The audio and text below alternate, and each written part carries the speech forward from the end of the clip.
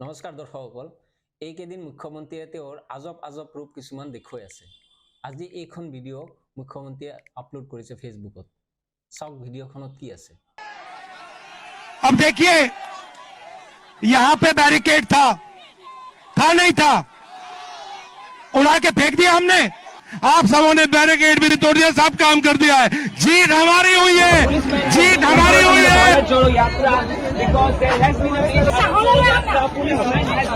এতিয়া আহিছো 21 তাৰিখৰ এটা ভিডিঅ' লৈ।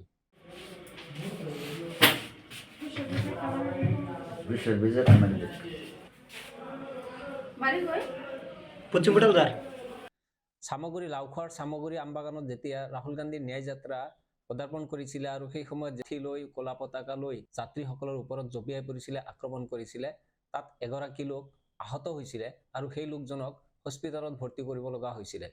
মুখ্যমন্ত্ৰীয়ে তেতিয়া সেই লোকজনৰ ছবিও বা সেই লোকজনৰ ভিডিঅ'টো ফেচবুকত আপলোড কৰিব লাগিছিলে, টুইটাৰত আপলোড কৰিব লাগিছিলে।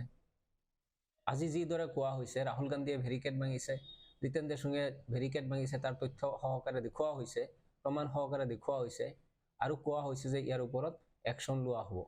ঠিক তেনেদৰে লাওখোৱা আমবাগানত যিসকলে উপদ্ৰৱ চলাইছিলে, যাৰ বাবে এজন সাধাৰণ লোক হস্পিটেল পৰ্যন্ত যাব লগা হৈছিলে, তেতিয়া মুখ্যমন্ত্ৰীয়ে এইটো আপলোড কৰি ক'ব লাগিছিলে যে যাৰ যিসকল দায়িত্বত আছিলে, আৰক্ষী প্ৰশাসন যিসকল আছিলে, যাৰ কৰ্তব্যৰ গাফিলতিৰ বাবে এনেধৰণৰ ঘটনা সংঘটিত হৈছে, তেওঁলোকৰ ওপৰতো ব্যৱস্থা ল'ব লাগিব।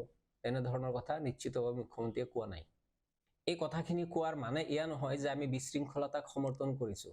আমি কোনো ধৰণৰ বিশৃংখলতাক সমৰ্থন নকৰোঁ, কিয়নো বিশৃংখলতা সদায় বিশৃংখলতা। আজি গুৱাহাটীত যি হ'ল সেয়াও বিশৃংখলতা। আনহাতে যোৱা কেইদিনমান আগত আমবাগান লাওখোৱাত যি হ'ল সেয়াও এক বিশৃংখলতা আছিলে। য'ত যি অন্যায় কৰিছে, যাৰ যি অপৰাধ আছে, তাৰ বাবে নিশ্চিতভাৱে শাস্তি হওক, তাত আমাৰ ক'ব লগা একো নাই।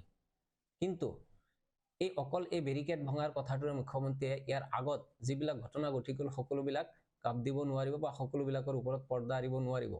দৰাচলতে মুখ্যমন্ত্ৰীয়ে ন্যায় যাত্ৰা সন্দৰ্ভত বা বিজেপিয়ে ন্যায় যাত্ৰা সন্দৰ্ভত বিভিন্ন ধৰণৰ উপলুঙাসূচক মন্তব্য কৰিলে। তাৰপিছত ৰাহুল গান্ধীয়ে মুখ্যমন্ত্ৰীজনক ভাৰতৰ সৰ্বশ্ৰেষ্ঠ বা আটাইতকৈ ভ্ৰষ্টাচাৰী মুখ্যমন্ত্ৰী বুলি আখ্যা দিলে।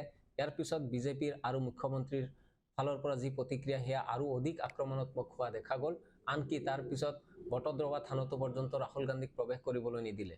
ইয়াৰ পিছত গুৱাহাটীত আজি এই ধৰণৰ ঘটনা সংঘটিত হ'ল। গুৱাহাটীত ভূপেন বৰাৰ সৈতে যি কাণ্ড ঘটিল সেয়াও গৰিহণাৰ যোগ্য।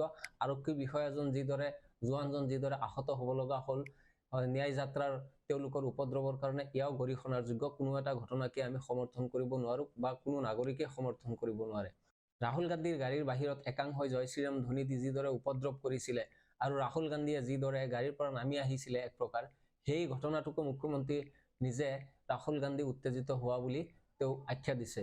কিন্তু মুখ্যমন্ত্ৰীয়ে সেই বাহিৰত উপদ্ৰৱ কৰি থকা সকলক কোনো ধৰণৰ সকিয়নি দিয়া নাই বা কোনো ধৰণৰ পৰামৰ্শ দিয়া নাই যে তোমালোকে এনেদৰে নকৰিবা, তেওঁলোকে যিদৰে ন্যায় যাত্ৰা কৰিব আহিছে কৰি গুচি যাওক। এনেধৰণৰ মন্তব্য মুখ্যমন্ত্ৰীয়ে দিয়া নাছিলে। আনকি ৰাহুল গান্ধীকে কৈছিলে যে ৰাহুল গান্ধী উত্তেজিত হৈ পৰিছে। গতিকে এই ন্যায় যাত্ৰা কালত ৰাহুল গান্ধী বা ন্যায় যাত্ৰাৰ প্ৰতি মুখ্যমন্ত্ৰী হিমন্ত বিশ্ব শৰ্মাৰ কোনো ধৰণৰ নিৰপেক্ষ স্থিতি পৰিলক্ষিত হোৱা নাই, ক'তোৱেই হোৱা নাই। হয়তো ৰাহুল গান্ধী বা ন্যায় যাত্ৰাৰ একাংশ লোক এইদৰে উত্তেজিত হৈ পৰিছে আৰু উত্তেজিত হৈ পৰি আজি গুৱাহাটীত তেওঁলোকে বেৰিকেড ভাঙিলে। জিতেন্দ্ৰ সিং বা ৰাহুল গান্ধী নিশ্চিতভাৱে উত্তেজিত হৈছে আৰু তাৰে বহিঃপ্ৰকাশ তেওঁলোকৰ মন্তব্যত তেনেধৰণৰ উত্তেজনা প্ৰকাশ পোৱা দেখা গৈছে। আৰু এনেধৰণে তেওঁলোক উত্তেজিত কিয় হ'ল সেয়াও বিচাৰ কৰিব লাগিব, সেয়াও বিবেচনা কৰিব লাগিব। কিন্তু সামাজিক মাধ্যমত অতি সৰব একাংশই এতিয়া এই ঘটনাবিলাকক অতি সাধাৰণ ঘটনা আৰু এই ঘটনাবিলাকক সমৰ্থন কৰিবলৈ আৰম্ভ কৰিছে। এনেধৰণৰ মানসিকতা এতিয়া আৰম্ভ হৈছে। এই ন্যায় যাত্ৰা কালত আমি বহুত কিবা কিবি দেখা পাই আছোঁ। আইন শৃংখলা পৰিস্থিতি হওক, ৰাজনৈতিক আচাৰ ব্যৱহাৰেই হওক, এই ধৰণৰ ঘটনাবিলাক আমি দেখা পাই আছোঁ। ন্যায় যাত্ৰাৰ ওপৰত যেতিয়াই আক্ৰমণ হৈছে বা তেওঁলোকৰ ওপৰত যেতিয়াই বিভিন্ন ধৰণৰ মন্তব্য কৰা হৈছে, তেতিয়া কোৱা হৈছে যে আগতে কংগ্ৰেছে এনেধৰণৰ কাণ্ড কৰিছিলে, কংগ্ৰেছে এনেধৰণৰ অত্যাচাৰ কৰিছিলে বাবেইতো আপোনালোকক নিৰ্বাচিত কৰি বিজেপিৰ চৰকাৰ আনিছে না। গতিকে আপোনালোকে কিয় কংগ্ৰেছৰ দৰে এনেধৰণৰ কৰ্মকাণ্ডবিলাক কৰি আছে? আপোনালোকতো কংগ্ৰেছীৰ দৰে অশৃংখল বা অসংযমী হ'ব নালাগিছিলে। আপোনালোকে কংগ্ৰেছে আগতে এনেকুৱা কৰিছিল বাবে আপোনালোকেও কৰিব, তেনে এক মানসিকতাৰে আপোনালোক জঁপিয়াই পৰা দেখা গৈছে। মানে কংগ্ৰেছে গুণ্ডামি কৰিছিলে, এতিয়া আপোনালোকে গুণ্ডামি কৰিব। তেনেকুৱা পৰিস্থিতি আনিব বিচাৰিছে নেকি আপোনালোকে? কংগ্ৰেছৰ এনে গুণ্ডাৰাজ, কংগ্ৰেছৰ এনে অত্যাচাৰত অতিষ্ঠ হৈ ৰাইজে পৰিৱৰ্তন আনিছিলে, বিজেপিক চৰকাৰলৈ আনিছিলে।